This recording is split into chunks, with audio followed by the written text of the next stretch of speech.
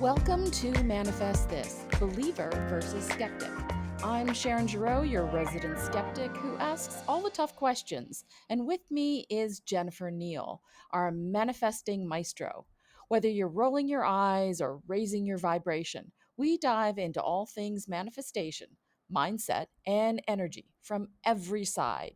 Hit subscribe, settle in, and get ready for spirited debates, surprising experiments, and laughter on the journey to creating a life you love. Hi, everybody, and welcome to Manifest This Believer versus Skeptic. Today, we're going to do one of our business podcasts. And we talked about this from a personal level, but this week we're going to talk about it from a business level. Is it fair to want more in business when the world feels unstable? Hey, Jen, how are you today? Great, just great. How are you? I'm terrific. So, this looks like it's an interesting topic. Yeah, like I've been wrestling with this myself personally over the past few weeks with all of the upheaval in politics, war, abuse, you name it. It's kind of all coming down right now. And I think a lot of people in business are quietly, well, in life, but specifically, I want to talk about business today, are quietly wrestling with the fact that, is it okay? Is it right for me to want more revenue, more clients, more growth when the economy feels uncertain, when people are struggling, when everything feels really shaky? Is it okay to want to grow? Yeah, this one feels a little different than personal development because it's not about, I want a better life. It's about charging people, selling things, growing wealth, all those KPIs and those metrics that we expect to try to meet or exceed. While, there's other people who are tightening their belts. And I think a lot of people feel uncomfortable with that. Or even worse, they start to pull back. We see it all the time, right? Right. Companies start reducing their marketing budgets. Listen, I was in marketing for 26 years. I know what budget gets killed first. People start pulling back.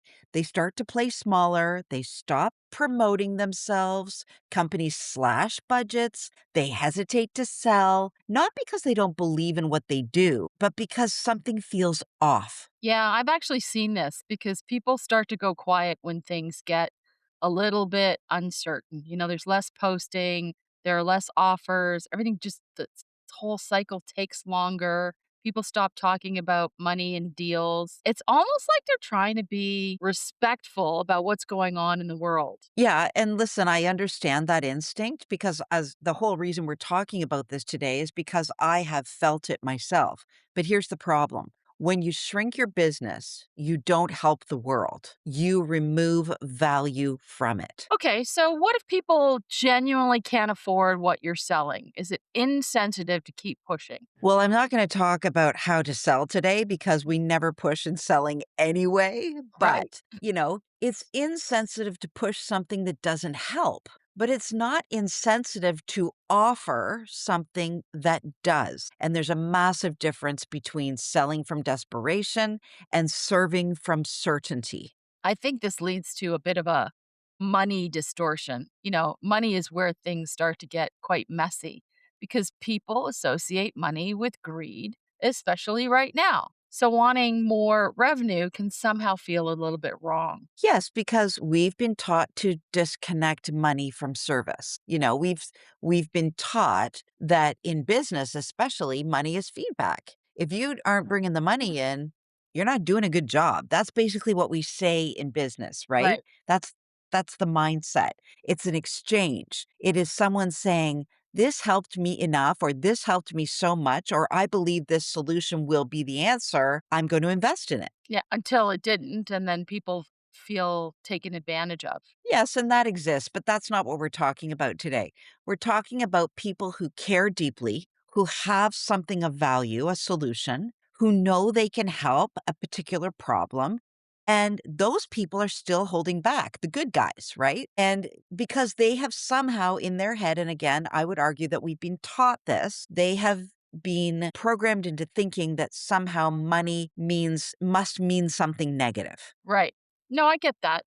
So there's also this idea of reading the room. Like, if people are scared financially, shouldn't businesses adjust, pull back, and be quieter? Adjust? Maybe yes. Always. I think we're looking at positioning. Disappear? No. Because leadership, if you're a good leader, you don't follow fear, you stabilize it. It's good leaders stabilize fear. Any good leader I've ever worked under, worked with, it's like, I don't care what's going on under here. We're going there, Right, right? right. But, there is a risk sometimes, and we see it all over, of looking tone deaf. Like, hey, buy my program or do this while people are struggling. Listen, I think there's 2 things here. One is maybe if your messaging lacks awareness, right? Or just purely lacks the sensitivities in the world. But the other part of that, again, I'm gonna say is programming. Like, why would we stop growing because other people are struggling? Who's to say in a year from now we're not helping them out of their struggle? But here's the other perspective. In uncertain times, people are looking for solutions. I always go back to that. They're looking for guidance. They're looking for stability. They're looking for opportunity. They're looking for a way forward. And if you go quiet, you remove one of those pathways. Sure, that makes sense. Again, this comes down to if anybody's been following us, along for this past year, well, let's talk about the identity of a business owner. This is where it gets a little deeper because this isn't just about strategy. And I will argue so many businesses don't even have a strategy, but we're not Right. talking about that today.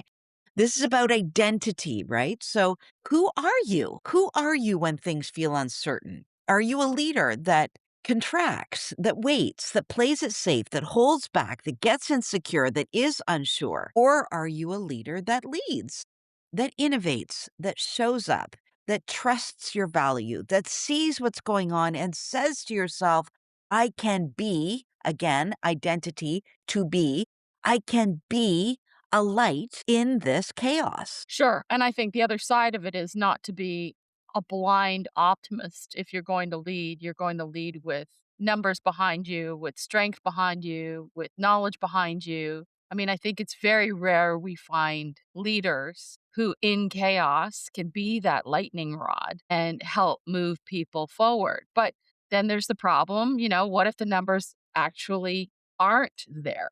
Then you respond to the numbers without becoming them. Because here's what most people do, they mirror the environment instead of influencing it. And then they will say, well, the market is slow. But what if your identity is what sets your pace? And I have to tell you a tiny little story here for 2 seconds. I can't remember who told me this story, but it was in a real estate environment and it was in a slow economy. And I'm doing air quotes because that's all relative, right? And the brokers in this particular real estate agency were kept coming back to the owner and saying, listen, there's nothing out there. There's nothing out there. There's nothing out there. And so the leader brought in a new broker and they put this new broker in a room all by themselves, gave them a list and said to them, there's gold in that list. Go.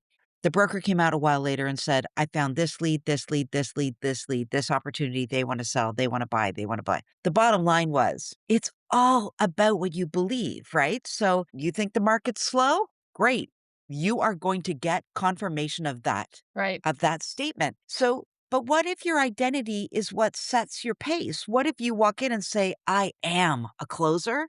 I am a solution? I am the light to this problem? And so it is. That reminds me of, the pink elephant, like, don't mention a pink elephant because all you see there are pink elephants as an example, and if all you're Yeah. seeing is the negativity, then that's what becomes your environment. I've been practicing this since I was 25, and you and I are 30 years beyond that now. Like, I don't Maybe watch the more. news, and yeah, I don't watch the news, and I remember from time to time, people like, "You don't watch the news?" Like, "No, I don't watch the news. I don't wanna know what you are telling the world is going on in the economy because 'cause I'm gonna plow right through it." And I Right, did through 3 recessions, yeah. not blinkers on, okay? So, anyway, sorry, carry on. So, okay, let's get really practical right now.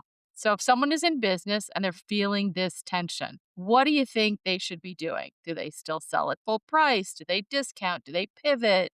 As a leader, how do they show up in the world? Well, I can't answer any of those questions for their business, but what I can say is this, they get honest, not reactive, honest. And they ask themselves, we ask ourselves, does what I offer actually solve a real problem right now? Am I communicating that clearly? Am I selling from belief or fear? Because people can feel that, especially they're super sensitive right now. So if you're selling from scarcity, if you're selling from lack, if you're selling from panic, if you're selling from, gosh, I hope someone buys this, that energy repels people. But if you are selling from certainty, from service, every day we come in this office, we're in the insurance business. We come in this office, we're like, people need us. People need us out there. We do something that makes a difference. This will help the people we serve. This lands differently than will you buy? Will you buy? Will you buy? Will you buy from me?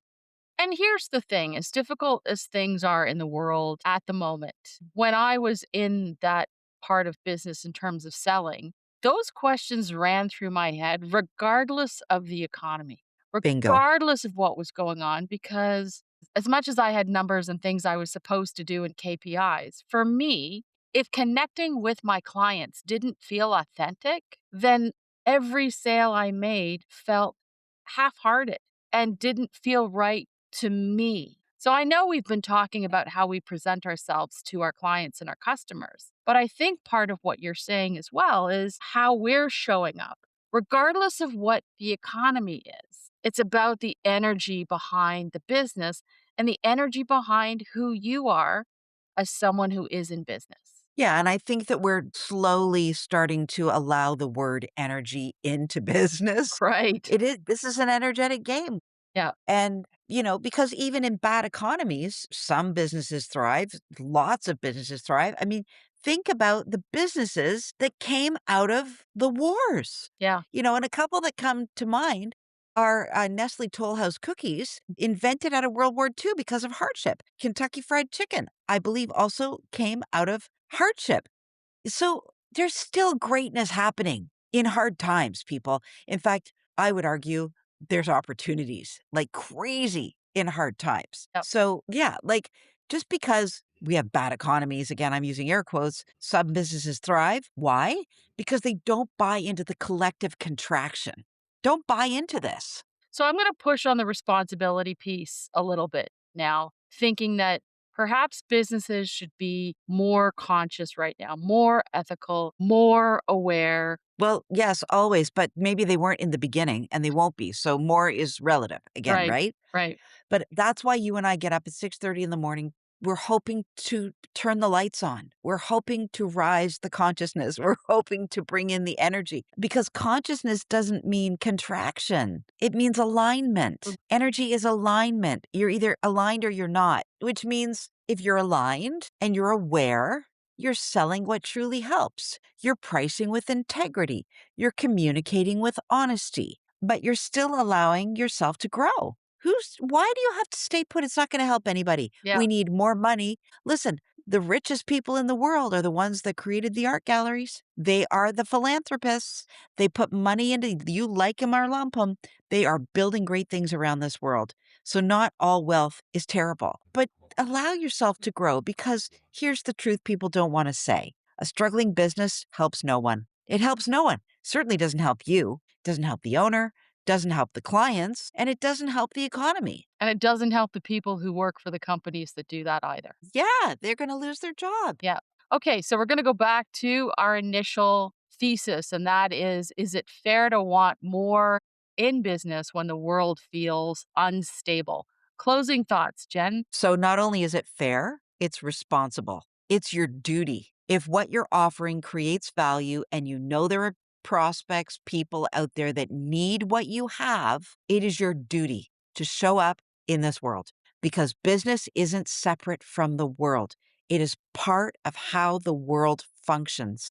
And when good people pull back, it creates space for less consciousness, less conscious businesses to take over. And we certainly don't want that. That's a really interesting way to look at it. So maybe the question isn't, should I want more? Maybe the question is, am I willing to become the kind of business owner who can handle more responsibly? That's fantastic. Okay, Jen. Well, thank you very much. And thanks everybody for listening. Stay tuned next week for yet another interesting podcast with Manifest This, Believer versus Skeptic.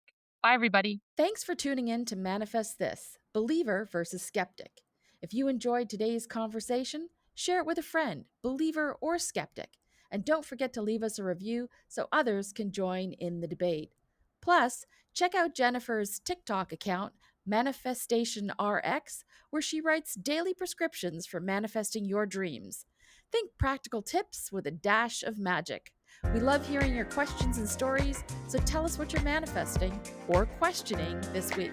Until next time, keep an open mind and maybe manifest a little magic.